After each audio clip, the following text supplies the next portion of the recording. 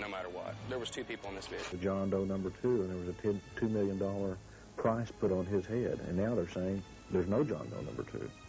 And our witnesses picked out of photo lineups. The news channel shared the information and surveillance tapes of this man with the FBI. They've had some of that material long before our reports went on the air. In the building, and I looked out the window, and I seen the luggage truck, and I seen the man get out of the luggage truck. She was just 10 feet away from the man depicted in this sketch when he stepped out of the Ryder truck. He was olive complexion, and he had black curly hair. He was wearing the baseball cap, but his curls were sticking out of his head. It was short in the back, but you could still see the curls in his hair. He was not American. He was foreign.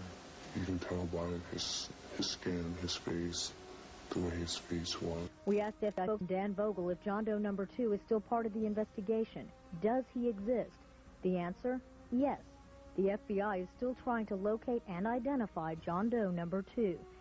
The man in our reports is Iraqi. Today, the FBI says they are not pursuing a Middle Eastern connection. This doesn't mean it has been ruled out. That could change tomorrow. State, local, and federal police around the country actually detained dozens of Middle Eastern men trying to exit the country. Former Iraqi Republican Guard officers like Al Husseini Hussein. Despite all this evidence, the Clinton Justice Department said, release them. We don't want to talk to them. There is no Middle Eastern connection. In the making of this documentary film, our team has interviewed scores of former FBI agents, current FBI agents, police officers, detectives who were on the scene and who worked the case. They arrested members of the Iraqi Republican Guard while trying to flee the United States. They would open up their bags and find blue jogging suits, bomb-making materials. They would try to hold them, try to charge them. They could have convicted them in front of a jury, according to my sources. But Bill Clinton demanded their release. Later, I interviewed David Shippers, the man that impeached Bill Clinton, that brought down the mob in Chicago. And David Shippers stated that the Oklahoma City bombing team was the same people involved in the World Trade Center attack on September 11th. And guess what? Al Husseini Hussein was actually working in the Boston airport. It's amazing. Now we see the grand plan of the feds. These people are actually working for them. All the evidence shows. And the details are chilling. We'll also focus on surveillance cameras that caught the bombing on tape, and maybe the men behind the bombing. The news channel has new information tonight that there's a chance surveillance tapes could be the smoking gun evidence. Now, we asked candid questions in a rare face-to-face meeting with ATF officials close to the investigation. We learned that video collected from downtown businesses the morning of April 19th may someday be played before a jury. Officials won't say who or what exactly is on the tape. However, numerous sources have confirmed the tapes exist and that they reveal more than one bomber. So what evidence are they asking for? They're asking for video taken from the Ryder truck from the Rigi Towers. Well, Kevin, it's a question we've all been asking. We've been asking that question since we first broke the story that surveillance cameras aimed at the federal building could have captured all those involved on tape.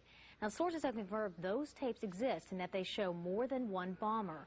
The FBI also confirmed those tapes exist when they refused to release them, claiming the video is part of a criminal investigation. And now, for the first time, we get an on-the-record response from the head of the Dallas office, ATF. We learned that videotape could be unveiled as part of the prosecution's case. No officials will discuss specifically what's on the video, but we have been able to recreate some of what may have been captured by downtown surveillance cameras through the eyes of the witnesses. Now, you're looking at a computer recreation of the final movements of the Ryder truck according to the people who crossed its path at 5th and Harvey, moments before the explosion. Tonight at 10, the witnesses will detail their memories of how they believe the suspects carried out the crime and made their getaway. Now, all these accounts share a common and unsettling similarity. The witnesses say they saw several accomplices, including the infamous John Doe number 2. ATF officials tell us the elusive John Doe is still part of this case, but will not comment any further. However, they did tell us that there's a lot about this case we don't know yet, information you can't find in the indictments against Timothy McVeigh, Terry Nichols, and Michael Fortier. It was just hours after the bombing when the news channel first told you about the possibility that surveillance cameras may have captured the explosion and the killers on tape. Our sources and sources for the LA Times describe what's actually on those tapes. The information shows some huge surprises. The biggest, that it may have been John Doe number 2, not Timothy McVeigh, who detonated the bomb. Brad Edwards has the latest on the investigation in this exclusive News Channel report.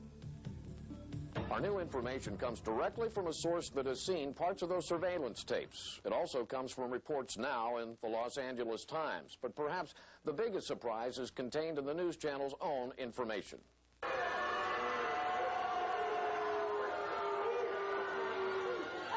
Timothy McVeigh was not the last person to leave the Ryder truck. In fact, another man sat inside the cab of the truck after McVeigh got out.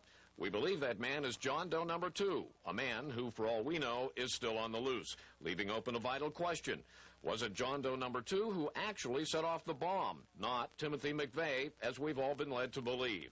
News Channel 4 has for weeks been demanding copies of the surveillance tapes from the FBI. The federal government so far is dragging its feet. But many people in the investigation have seen the tapes, and now so has a source willing to describe to the News Channel what the tapes show. The LA Times report shows there was a surveillance camera near the corner of 5th and Harvey and another near the corner of 5th and Robinson. Federal investigators recreated the time sequence leading up to the bombing by matching the video and still photos from the surveillance cameras. Since we can't show you the tape ourselves, we're reenacting what our source says he saw on those tapes. As witnesses told the News Channel before, the tapes show the Ryder truck parked in front of the Murrah building where we now know the blast went off. As witnesses also told us, the tape showed 2 men sitting inside the Ryder truck. A man strongly resembling Timothy McVeigh gets out of the driver's side, steps down. He then appears to have dropped something on the step up into the truck. He bends down and appears to pick something up off the step. Then he turns and walks directly across 5th Street toward the Journal Record building. All this time, John Doe number 2 is still inside the Ryder truck's cab, sitting on the passenger side. Time passes. The surveillance tape is time-lapse photography. Without knowing exactly the time interval between shots, our source can't be sure how long John Doe number 2 sat in that cab. What was he doing all that time? Then the tape shows John Doe number 2 getting out of the passenger side of the Ryder truck.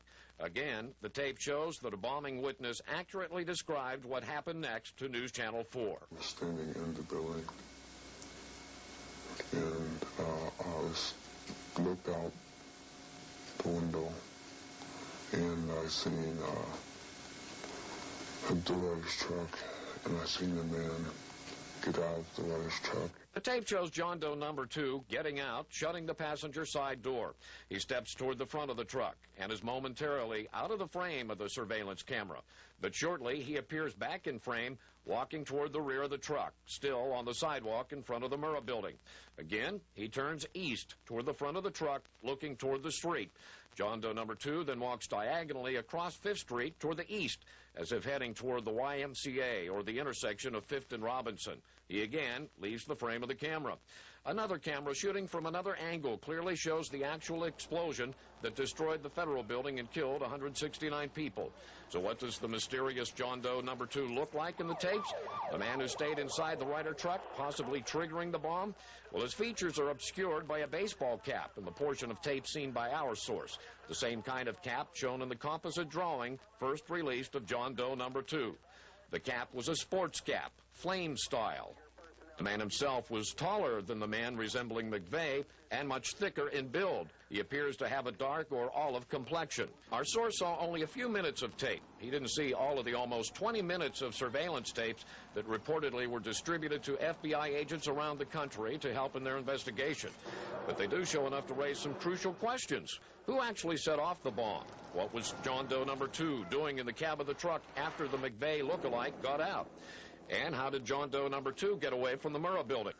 My understanding is there was a video of McVeigh getting out of the Ryder truck, jumping into this other pickup with John Doe number 2. Well, where's that video? Are we ever going to get to see it? Do you realize what you've just seen, America?